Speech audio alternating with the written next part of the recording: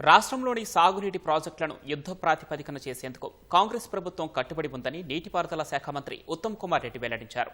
ప్రాజెక్టుల భూసేకరణను జూన్ 2లోగా పూర్తి చేస్తామని స్పష్టం చేశారు. ఉమ్మడి మహబూబ్నగర్ జిల్లా ప్రాజెక్టులపై ప్రజాప్రతినిధులు, అధికారులతో సమీక్షించిన మంత్రి ఉత్తమ్ పాలమూరు రంగారెడ్డి ప్రాజెక్టును మార్చేసి రాష్ట్రానికి తీవ్ర అన్యాయం చేశారని ఆక్షేపించారు. వచ్చే 2 ఏళ్లలో 22,000 కోట్లు ఖర్చు చేసి ప్రాజెక్టులు పూర్తి చేస్తామని ఉత్తమ్ వివరించారు.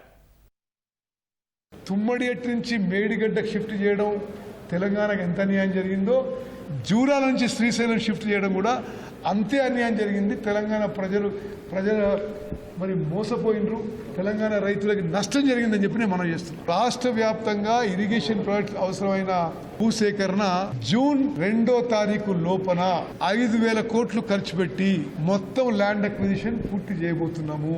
ఎంత ఖర్చైనా సరే యుద్ధ ప్రాతిపదికన పాలమూరు రంగారెడ్డి, కల్వకుర్తి, నెట్టెంపాడు, భీమా, కోయిల్ సాగర్, కొడంగల్, మక్తల్, నారాయణపేట్ స్కీమ్స్ ని పూర్తి చేయాలని చెప్పి ఒక ప్రణాళిక తయారు చేస్తాం. 12.5 లక్షల ఎకరాలకి నీళ్లు ఇస్తామని చెప్పి ఉమ్మడి మహబూబ్నగర్ జిల్లా ప్రజలకు తెలియజేస్తున్నాము.